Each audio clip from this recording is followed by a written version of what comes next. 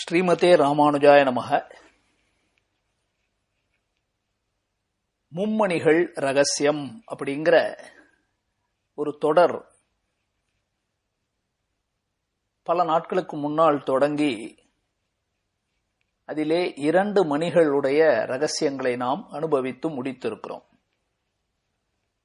அதாவது உங்க எல்லாருக்குமே தெரியும், திருக்கோளூர் பெண் பிள்ளை ரகசியம், அடுத்தது திருவல்லிக்கேணியம்மாள் வார்த்தை. இப்பதான் 108 வார்த்தைகள் திருவல்லிக்கேணியம்மாள் வார்த்தை என்று கேட்டு முடித்தோம். அதுக்கு முன்னாடி திருவல்லிக்கேணி அம்மாள் வார்த்தைக்கு முன்னாடி திருக்கோளூர் அம்மாள் வார்த்தை, திருக்கோளூர் பெண் பிள்ளை ரகசியம் என்று 81 வார்த்தைகள், அதையும் அனுபவித்தோம். மும்மணிகள் ரகசியம் என்று இதற்கு பேர். இப்ப 2 ரகசியங்கள் பார்த்துட்டோம் இல்லையா? திருவல்லிக்கேணி அம்மாள் வார்த்தை, திருக்கோளூர் அம்மாள் வார்த்தை 2 பார்த்துட்டோம். கடைசியில 3வது ஒன்று சுருக்கமாக பார்ப்போம். அதுல உயர்ந்த அர்த்தங்கள் இருக்கக்கூடியது, அது காலக்ஷேபமா கேட்க வேண்டியது. சின்னியம்மாள் வார்த்தை, சின்னியம்மாள் ரகசியம் என்று 3வது. எவ்வளவு அழகாக பெயர் பார்த்தீங்களா? மும்மணிகள் ரகசியம் என்று சம்பிரதாயத்தில் இதை சொல்லுவார்கள். நம்முடைய தமிழர்கள் ஆண்களை ஆண்கள் அப்படின்னு தான் சொல்லுவாங்க. பெண்களுக்கு மாத்திரம்தான் பெண் மணிகள் அப்படின்னு சொல்றோம் இல்லையா? மணிகள் அப்படின்னு உயர்ந்த ஒரு ரத்தனக்கல் மணிகளைப் போல அவர்களை கொண்டாடுகிறோம். அப்ப விலை உயர்ந்தவர்கள், மதிப்பு மிக்கவர்கள் அப்படிங்கிற கருத்துல தான் பெண்மணிகள்னு சொல்றோம். மும்மணிகள் என்றால் 3 பெண்மணிகள் கூறிய சம்பிரதாய விஷயங்களைத்தான் அனுபவித்துக் கொண்டு வருகிறோம். அதுக்குதான் மும்மணிகள் ரகசியம் என்று பெயர். முதல் மணி திருக்கோளூர் பெண் பிள்ளை, 2வது மணி திருவல்லிக்கேணி அம்மாள், 3வது மணி சின்னியம்மாள் என்று இப்பொழுது இன்று நாம் தொடங்கி பார்க்க இருக்கிறோம். திருக்கோளூர் அம்மாள் யாரிடத்தில் பேசினாள்? ராமானுஜர். பகவத் ராமானுஜாச்சாரியார் ஜெகத்குரு ராமானுஜரிடத்துல பேசினவள் திருக்கோளூர் பெண் பிள்ளை. ராமானுஜரையே தனக்கு தெய்வமாக நினைத்திருந்தவர், பிராவண்யத்தோடு இருந்தவர், யதீந்திர பிரவணர் என்று பெயர் பெற்றவர் சுவாமி மணவாள மாமுனிகள். அவரிடத்துலதான் திருவல்லிக்கேணி அம்மாள் 108 வார்த்தைகளை பேசினாள் என்று பார்த்தோம். அடுத்தது இப்பொழுது நாம் பார்க்க போறது யாரிடத்துல? இன்னொரு ஜீயர், மணவாள மாமுனிகள். இப்ப ராமானுஜருக்கு யதீந்திர பிரவணராக இருந்தவர் மணவாள மாமுனிகள். அந்த மணவாள மாமுனிகளுடைய சிஷ்யர்களுக்குள்ளே பிரதானமான சிஷ்யர் பொன்னடிக்கால் ஜீயர். பொன்னடிக்கால் ஜீயர் என்று அந்த சுவாமிக்கு திருநாமம். இன்னைக்கு பிரசித்தியா நாம வானமாமலை ஜீயர்னு சொல்றோம் இல்லைங்களா? 31வது பட்டம் வானமாமலை ஜீயர்னு சொல்றோம். அப்ப முதல் பட்டம் 1ஆம் வானமாமலை ஜீயர் சுவாமி, அவருக்கு பொன்னடிக்கால் ஜீயர் சுவாமி அப்படின்னு பேர். அவர் வானமாமலையில எழுந்தருளி இருக்கிறார். அந்த சுவாமியினிடத்துல இந்த பெண் சின்னியம்மாள் பதில் சொல்லுகிறாள். அவர் கேள்வி கேட்கிறார், அவர் கேள்வி கேட்க கேட்க அதற்கு பதில் சொல்லுகிறாள். நாம ஒருத்தரை பார்க்கறோம்னா என்ன கேட்போம்? எந்த ஊர்ல இருந்து வரீங்க? அப்படியா, அந்த ஊர் எங்க இருக்கு அப்படின்னு கேட்டு, உங்க அப்பா யாரு, அம்மா யாரு, உங்களுடைய நேட்டிவ் பிளேஸ் என்ன, கல்யாணம் ஆயிடுச்சா, உங்க புருஷன் யாரு, பொழப்புக்கு என்ன பண்றீங்க அப்படின்னு எல்லாம் கேள்வி கேட்போம் இல்லையா? அது போல சில கேள்விகளை அவர் கேட்கறது லௌகீகமா கேட்கிறாப்புல இருக்கும் கேள்விகள். ஆனா இந்த பெண் பிள்ளை சொல்லக்கூடிய பதில்கள் எல்லாம் உயர்ந்த ஸ்ரீ வைஷ்ணவர்கள், பிரபன்னர்கள் எப்படி இந்த கேள்விகளுக்கு பதில் எப்படி சொல்லணும் அப்படின்னு அந்த அம்மா சொல்ற பதில்ல இருந்து தெரிஞ்சுக்கலாம். சரி, முதலிலே இப்பொழுது பொன்னடிக்கால் ஜீயர் அவரை பற்றி கொஞ்சம் தெரிந்து கொள்ளுவோம்.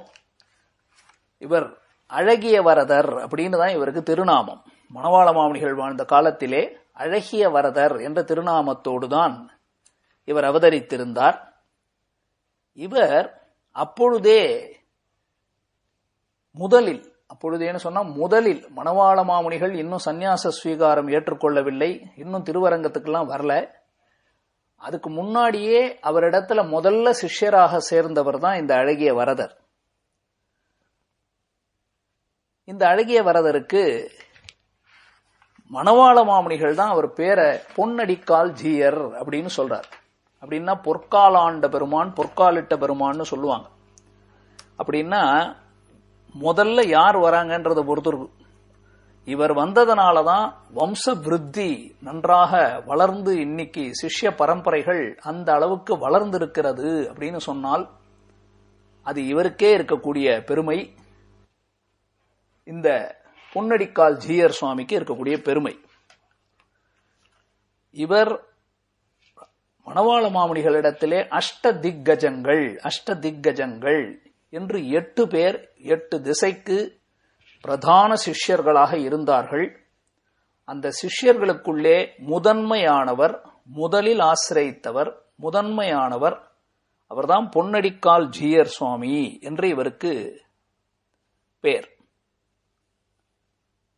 சரி, மணவாள மாமுனிகள் கிரகஸ்தரா இருக்கும் போதே இவர் சன்னியாசியா இருந்தார். அப்பவே சன்னியாச ஸ்வீகாரம் எடுத்துக்கிட்டார். அவர் இல்லற வாழ்க்கைக்கே போகல, சன்னியாச ஸ்வீகாரத்தை எடுத்துக்கொண்டார். மணவாள மாமுனிகளிடத்துல காலக்ஷேபங்களை கேட்டுக்கொண்டு அவரோடையே இணை பிரியாமல் இடை பிரியாமல் கூடவே இருந்தவர்னா இவர்தான். எப்போ மணவாள மாமுனிகள் கூடவே இருக்கக்கூடியவர். உயர்ந்த சில சரித்திரங்கள் சொல்லுவார்கள். ஒரு முறை மணவாள மாமுனிகள் திருமலை திருவேங்கட யாத்திரைக்கு போனா அங்க திருவேங்கடத்துல பெரிய கேள்வியப்பன் ஜீயர் சுவாமி என்று ராமானுஜர் ஏற்படுத்தின ஜீயர் சுவாமி இருக்கார். அந்த ஜீயர் சுவாமி இரவு உறங்கும் போது கனவு வந்திருக்கு. அந்த கனவுல யாரோ ஒரு கிரகஸ்தர் குடும்பஸ்தர் படுத்துக்கிட்டு இருக்கார். அவருடைய திருவடி வாரத்துல ஒரு சன்னியாசி அமர்ந்திருக்கிறார். எழுந்த உடனே தன்னுடைய சிஷ்யர்களை பார்த்து கேட்டார், யாருப்பா இந்த மாதிரி ஒரு கனவு வந்தது? ஒரு கிரகஸ்தர் படுத்திருக்கார், அவருடைய திருவடி வாரத்துல ஒரு சன்னியாசி உட்கார்ந்து இருக்காரே, யார் அவர் அப்படின்னு கேட்க, கிரகஸ்தரா படுத்துக்கிட்டு இருந்தவர் தான் அழகிய மணவாள பெருமாள் நாயனார் என்று சொல்லக்கூடிய மணவாள மாமுனிகள். அவருடைய திருவடி வாரத்தில் இருந்தாரே சன்னியாசி, அவர்தான் பொன்னடிக்கால் ஜீயர் என்று அவர்கள் சொன்னார்கள் என்பது சம்பிரதாயம். மணவாள மாமுனிகளை ஆசிரியிக்க வேண்டும், அவரை பார்க்கணும் அப்படின்னா புருஷகாரம் நடுவுல இருந்து அவர்களை சேர்த்து வைக்கிறவர், சிஷ்ய பரம்பரைகளை சேர்த்து வைத்தவர் இவர்தான். பொன்னடிக்கால் ஜீயர் சுவாமி தான் சேர்த்து வைப்பார். எந்த அளவுக்கு மணவாள மாமுனிகளுக்கு இவரை பிடிக்கும்னா,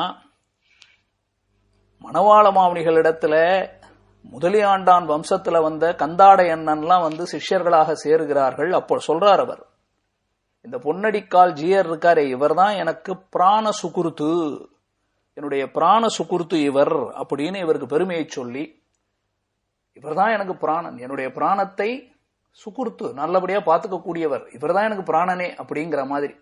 அப்ப எனக்கேற்கவாறு அவருக்கும் மரியாதை கொடுக்க வேண்டும் என்று சொல்ல, அவரை வைத்தே பஞ்சசம்ஸ்காரம் பண்ண சொல்றார். அப்பாச்சியார் அண்ணா அப்படிங்கிறவரை, பொன்னடிக்கால் ஜீயரை நீர் உட்காரும் இந்த மடத்துல, இந்த பீடத்துல உட்காரும், இதோ சங்க சக்கரங்கள் நீரே லாஞ்சனம் பண்ணும், அவருடைய தோள்கள்ல நீங்களே சாற்றும் அப்படின்னு சொல்ல, சரி ஆச்சாரியன் சொல்றாரேன்னு அவர் செய்தார் அப்படிங்கிற அளவுக்கு அவருக்கு மதிப்பு கொடுக்கப்படுகிறது. அப்பாச்சியார் அண்ணாக்கெல்லாம் அவரே பண்ணி வைத்திருக்கார். எப்படி மணவாள மாமுனிகளுக்கு அஷ்டதிக்கஜங்கள் இருந்தார்களோ அதே போல இவருக்கு பொன்னடிக்கால் ஜீயருக்கு 8 சிஷ்யர்கள் இருந்தார்கள்.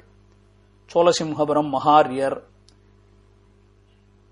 இதுபோல சுத்த சத்துவம் அண்ணா இப்படின்னு அந்த சுவாமிகள், அப்பாச்சியார் அண்ணா இவர்கள் எல்லாம் அவருக்கு சிஷ்யர்களாக இருந்தார்கள்.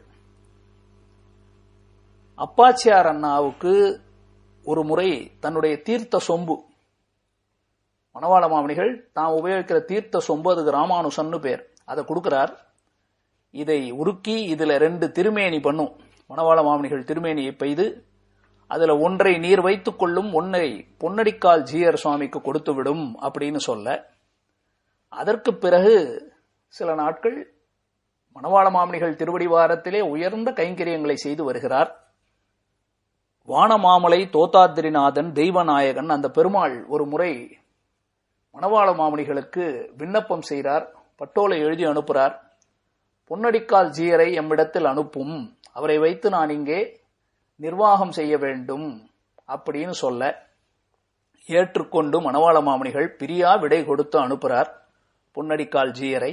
தன்னுடைய மடத்துல ததியாராதனை நடத்தி பெருமானிடத்துல அவருக்கு பகுமானங்களை எல்லாம் வாங்கி கொடுத்து அங்கிருந்து அனுப்புறார். அதுக்கப்புறம் வானமாமலைக்கு வந்துதான் இந்த பொன்னடிக்கால் ஜீயர் இந்த வானமாமலை சன்னிதானம் சுற்றி இருக்கக்கூடிய திவ்ய தேசங்கள் நவதிருப்பதி போன்ற இடங்களை எல்லாம் மிக உயர்ந்ததாக நிர்வகித்து வருகிறார். அன்னைக்கு தொடங்கி வைத்தவர் 1447, அதிலிருந்து 1482 வரை அந்த வானமாமலை மடத்திற்கு பிரதான மடாதிபதியாக இருந்தவர். இவர்தான் அங்க இருக்கக்கூடிய வரகுணமங்கை தாயாருக்கு பெருமாளுக்கும் கல்யாணம் பண்ணி வச்சதனால அவருக்கு மாமனார் ஸ்தானத்தில் இருக்கிறார் என்ற பெருமை பெற்றவர். மணவாள மாமுனிகள் பரமபதித்த பிற்பாடு மணவாள மாமுனிகளுடைய உபயோகித்த அந்த தண்டம், கையில தண்டம் பிடிச்சிருப்பார் இல்லையா, முக்கோல், அது அவருடைய மோதிரம், அவருடைய பாதுகை, இதையெல்லாம் பொன்னடிக்கால் ஜீயருக்கு கொடுத்தார்கள். இன்றளவும் அந்த வானமாமலை ஜீயர் சுவாமியினுடைய கையில இருக்கக்கூடிய திருதண்டத்தோட அந்த உபதண்டம்னு அது இருக்கும். அந்த மோதிரம் இப்பொழுதும் அவரிடத்துல உண்டு. மணவாள மாமுனிகளுடைய பாதுகையும் இருக்கிறது. இன்று 31வது பட்டமாக சுவாமிகள் இருக்கிறார். வடதேசம் முழுக்க பல இடங்களிலே பல சிஷ்ய கோட்டிகளை வளர்த்து நீ ஒரு உயர்ந்ததாக இருக்கக்கூடிய ஒரு மடம் என்றால் அந்த வானமாமலை மடம். அந்த வானமாமலை மடத்தில் இருக்கக்கூடிய முதல் ஜீயர் பொன்னடிக்கால் ஜீயர். அவரிடத்திலேதான் அவருக்கு பல திருநாமங்கள் உண்டு. பொன்னடிக்கால் ஜீயர், வானமாமலை ஜீயர், வானாத்ரி யோகி, ராமானுஜ ஜீயர், ராமானுஜ முனி என்றெல்லாம் பேர். அப்பேற்பட்ட அந்த பொன்னடிக்கால் ஜீயர் முதல் ஜீயர் சுவாமியின் இடத்துலதான் ஒரு பெண், அவருடைய சிஷ்யை, அவர் மடத்துல இருக்கார் வானமாமலையில. அந்த மடத்துல இருக்கும்போது முதல்ல ஒரு சிஷ்யை போகிறாள். அந்த பெண்ணுக்கு சின்னியம்மாள் அப்படின்னு பேர். அவருடைய திருவடி சம்பந்தி தான் அந்த மடத்த சிஷ்யை. அவர் வருகிறாள். இந்த பெண் வந்த உடனே ஜீயரை போய் சேவிக்கிறார். ஜீயர் சேவிச்ச உடனே அந்த ஜீயர் கடாட்சித்து விட்டு அந்த பெண்ணை பார்த்து கேள்வி கேட்கிறார். பொதுவா கேட்போம் இல்லையா, ஒரு பெண்ணை ஒருத்தர முதல்ல பார்த்தோம்னா, பெண்ணே உனது தேசம் ஏது, நாடு ஏது, நித்திய வாசம் ஏது அப்படின்னு தொடங்கி 24 கேள்விகளை கேட்கிறார். ஒரு கேள்வி 2 கேள்வி இல்ல, 24 கேள்விகளை கேட்கிறாள். அவர் கேட்க கேட்க இந்த அம்மா ஒரே வார்த்தை இல்ல 2 வார்த்தையில பதில், பளிச்சுன்னு பதில். ஆனால் ஒரு பதிலுமே ஏதோ லௌகீகத்தில் இருக்கக்கூடிய உலகத்துல பேசுகிறவர்கள் போல பதில் இருக்காது. ஒன்னொன்னும் ஸ்ரீ வைஷ்ணவ சம்பிரதாயத்தினுடைய உயர்ந்த பதில்கள். அந்த பதில்களை சொல்லுகிறாள். என்னது அது? பிரபன்னர்கள் அப்படின்னு சொல்றோம். பிரபன்னர்கள்னு சொன்னா சரணாகதர்கள், எம்பெருமான் திருவடிகளையே உபேயமாக ஆச்சாரியனை முன்னிட்டு பற்றினவர்களுக்கு பிரபன்னர்கள்னு பேர். ஸ்ரீ வைஷ்ணவர்கள் அப்படின்னு சொல்றோம். நமக்கு பகவானுக்கு நான் சொத்து என்று நம்மையும் நம் உடைமையையும் சமர்ப்பித்த பிற்பாடு ஆச்சாரியனுக்கும் பெருமாளுக்கும் கொடுத்தாச்சு. அப்ப இனிமே நமக்கு நான் அப்படின்னு கேட்டா என்ன சொல்லணும்? நான், உன்னுடைய உறவினர்கள் யார், நீ எந்த ஊர்ல பிறந்தாய், எந்த குலத்துல பிறந்தாய், உன் பேர் என்னன்னு சொன்னா பஞ்சசம்ஸ்காரம் பண்ணும் போதே நமக்கு பேரை மாத்திடுறாங்க இல்லையா. வடியனுக்கு பேர் என்னவோ இருக்கலாம். ஆனா பஞ்சசம்ஸ்காரம் ஆன உடனே வகுலாபரண ராமானுஜதாசன் பேர் மாறிவிட்டது இல்லையா. அப்ப இனிமே மாறிட்டோம். பிறந்த பின் மறந்திலேன், அன்று நான் பிறந்திலேன், பிறந்த பின் மறந்திலேன் என்று பஞ்சசம்ஸ்காரமான பிற்பாடு நம்ம கிட்ட ஒரு மாற்றம் ஏற்படணும். உலகத்தாருக்கும் நமக்கும் ஒரு வித்தியாசம் இருக்கணும். மாதா பிதா யுவதயஸ்தனயா விபூதி சர்வம் யதேவ நியமேன மதன்பயானாம் ஆத்தியஸ்யன குலபதேர் வகுலாபிராமம் ஸ்ரீமத் ததங்கிரியுகுலம் பிரணமாமி மூர்தனஹா என்று நம்ம ஸ்ரீ வைஷ்ணவர்கள் அனைவருக்குமே பகவானுக்கு முதல்ல சொல்லிடுறோம். நவவித சம்பந்தம் பகவானுக்கு நமக்கு இருக்கக்கூடிய இயற்கை உறவுன்னு சொல்றோம். அதே போலத்தான் நம்மாழ்வாரும் நமக்கு பிரபன்ன ஜன கூட்டஸ்தர், சரணாகதர்களான நமக்கெல்லாம் தலைவர் யார் அப்படின்னு கேட்டா நமக்கு தாயும் தந்தையும் உறவினரும் எல்லாம் நம்மாழ்வார் அப்படின்னு தானே அந்த ஸ்லோகம் சொல்லுகிறது. நித்தியபடி சொல்றோமே, மாதா பிதா யுவதயஸ்தனையா விபூதிஹி அப்படின்னு. அப்ப இனிமே நம்ம எல்லாம் கல்யாணம் ஆன உடனே என்ன பண்ணும் ஒரு பெண் அம்மா வீட்டுல இருக்கும்போது அவளுக்கு இருக்கிறது வேற. கல்யாணம் ஆன உடனே என்ன பண்றார், இன்னாருக்கு பெண் அப்படிங்கிறது மாறி போய் இன்னாருடைய மனைவின்னு மாறி போகுது இல்லையா. அப்ப முதல்ல சொல்லும் பொழுது உன்னுடைய ஊர் எதுன்னு கேட்கும் போது பகவத் சம்பந்தத்துல சொல்ல போகிறாள். இப்ப கேள்வி கேட்கும் பொழுது உன்னுடைய ஊர் எது அதெல்லாம் கேட்கும் போது உன் அப்பா யார் அம்மா யார் அப்படின்லாம் கேட்டா பகவானுக்கு சம்பந்தப்பட்டு பதில். ஆனால் இப்போ சம்ஸ்காரமான பிற்பாடு பஞ்சசம்ஸ்காரமாய் யார் நமக்கு திருமந்திரத்தை உபதேசித்தார் இல்லையா, அவர்தான் பர்த்தா. அப்ப ஆச்சாரியனையே பர்த்தா ஸ்தானத்துல வைத்து அதற்கு மேல உறவு மாறி விடுகிறது. ஒரு கல்யாணமான உடனே பெண்ணுக்கு மாற்றம் ஏற்படுது இல்லையா, அது போல கேள்விகள் கேட்கப்பட இந்த கேள்விகளுக்கு பதில் சொல்லுகிறார். அதுல முதல்ல ஒரு கேள்வியை மாத்திரம் பார்த்துருவோம் இன்னைக்கு. மற்ற கேள்விகளை 2 நாட்கள்ல பிரித்து சொல்லுகிறேன். முதல் கேள்வி கேட்கிறார், பெண்ணே உன் தேசம் எது, நாடு ஏது, நித்திய வாசம் ஏது, என்ன? பெண்ணை பார்த்து கேட்கிறார், அம்மா உன்னுடைய தேசம். இப்ப நம்ம என்ன சொல்லுவோம், வெளிநாட்டுக்குள்ள அங்க இங்க போனா எந்த தேசத்துல இருந்து வரீங்க, பாரத தேசம். பாரத தேசத்துல எங்க இருந்து வரீங்க, தமிழ்நாடு. தமிழ்நாட்டுல எங்க இருந்து வரீங்க, எங்க உங்களுடைய ரெசிடென்ஸ் அப்படின்னு கேட்பாங்க இல்லையா. சென்னை மாநகரம், திருநெல்வேலி, அங்க எங்க மயிலாப்பூர் அப்படின்னு சொல்றோம் இல்ல. அது போல இவர் கேட்கிறார், பெண்ணே உன் தேசம் எது, நாடு எது, நித்திய வாசம் எது, என்ன அப்படின்னு அவர் கேள்வி கேட்க அதுக்கு பதில் சொல்றா பாருங்க, எவ்வளவு அழகான பதில். திருவழுதி வளநாடு. அவர் சொன்ன பதில் இவ்வளவுதான். இப்ப நீங்க எடுத்துக்கணும், சின்னியம்மாள் வார்த்தை ஒண்ணுன்னா கேள்வி இந்த பக்கம் எழுதிக்கணும், பதில் எழுதிக்கணும். கேள்வி என்ன, பெண்ணே உன் தேசம் எது, நாடு எது, நித்திய வாசம், நீ பெர்மனண்டா இருக்கிற இடம் எது, எப்பவும் இருக்கிற இடம் எது அப்படின்னு அவர் கேள்வி கேட்கிறார். அவ பளிச்சுன்னு பதில் சொல்றா, திருவழுதி வளநாடு. அது என்னது சுவாமி திருவழுதி வளநாடு? கோயில் திருவாய்மொழி, திருவாய்மொழிக்கு முன்னாடி தனியன் சொல்றோம் இல்லையா. திருவழுதி வளநாடு, திருவழுதி நாடென்றும் தென்குருகூர் என்றும் மறுவினிய வன்பொருள் அனலென்றும் அருமறைகள் அந்தாதி செய்தான் அடியனையே எப்பொழுதும் சிந்தியாய் நெஞ்சே அப்படின்னு சொல்றோம் இல்லையா. அந்த தனியன் படிக்கிறோம், ஞாபகம் இருக்கா? அப்ப அது முதல்ல என்ன சொல்றோம் பாருங்க, திருவழுதி நாடென்றும் தென்குருகூர் என்றும் மறுவினிய வன்பொருணலென்றும் அருமறைகள் அந்தாதி செய்தான் அடியினையே எப்பொழுதும் சிந்தியாய் நெஞ்சே தெளிந்து. நெஞ்சத்துக்கு உபதேசம் பண்றார். நெஞ்சமே திராவிட வேதத்தை கொடுத்த நம்மாழ்வார், அவர் எங்க இருந்து வந்திருக்கார், திருவழுதி நாடு. அது என்னது சுவாமி திருவழுதி நாடு? நம்மாழ்வாருடைய க்ஷேத்திரம், அதுதான் என்னுடைய ஊருங்கிறார். நாமெல்லாம் சொல்லுவோமா, நீங்க எந்த ஊரு கேட்டா சென்னை, மயிலாப்பூர், அது இதுன்னு ஏதோ ஊர் பேர் சொல்றோம். அப்படி சொல்லக்கூடாதான். இனிமே எது சொன்னாலும் திவ்ய தேச சம்பந்தத்தோட சொல்லணும். சென்னை மாநகரத்துல இருக்கவங்க எல்லாம் திருவல்லிக்கேணின்னு தான் சொல்லணும். எங்க இருந்து வரீங்க, திருவல்லிக்கேணியில இருந்து வரேன் சுவாமி அப்படின்னு சொல்லணும். அது போல திருவழுதி வளநாடு அப்படின்னு பதில் சொல்லுகிறாள். அந்த காலத்துல தமிழர்கள் சேர சோழ பாண்டிய நாடுகள்னு இருந்தது இல்லையா. இன்னைக்கு என்ன சொல்றோம், இன்னைக்கு கண்ட்ரிக்குள்ள ஸ்டேட்டுக்குள்ள போச்சுன்னா டிஸ்ட்ரிக்ட், டிஸ்ட்ரிக்டுக்குள்ள எத்தனையோ மண்டல், இப்படி எல்லாம் பிரிச்சு அதுக்கப்புறம் கிராமம், தாலுகா என்னென்னவோ சொல்றோம் இல்ல. அப்ப பண்டைய தமிழர்கள் காலத்துல மண்டலம், வளநாடு, நாடு, ஊர் இப்படிதான் பிரியும். அந்த காலத்துல மண்டலம், அப்ப பாண்டிய நாடுன்னா பாண்டிய நாட்டுக்குள்ள மண்டலம் இல்ல பாண்டிய மண்டலம்னு சொல்லுவோம். அதற்குள்ள வளநாடு, வளநாடுன்னு சொன்னா பெரிய ஊர். பொதுவா வளநாடுன்னு சொன்னா ஒரு நதிக்கரைக்கு 2 பக்கமா நதிக்கரை வைத்திருக்கிற இடங்களுக்கு வளநாடு, நல்ல வளப்பம் மிகுந்த நாடுன்னு அர்த்தம், வளநாடுன்னு சொல்லுவார்கள். அதற்குள்ள பல நாடுகள் இருக்கும், அந்த நாடுகளுக்குள்ள பல ஊர்கள் இருக்கும். அப்படி சொல்லணும்னா இன்னைக்கு ஆழ்வார் திருநகரின்னு நாம சொல்றோம் இல்லையா.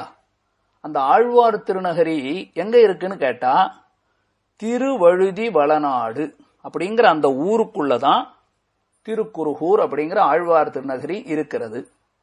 அதனால பாண்டிய தேசத்திலேயே கிட்டத்தட்ட 7 வளநாடுகள் இருந்தது.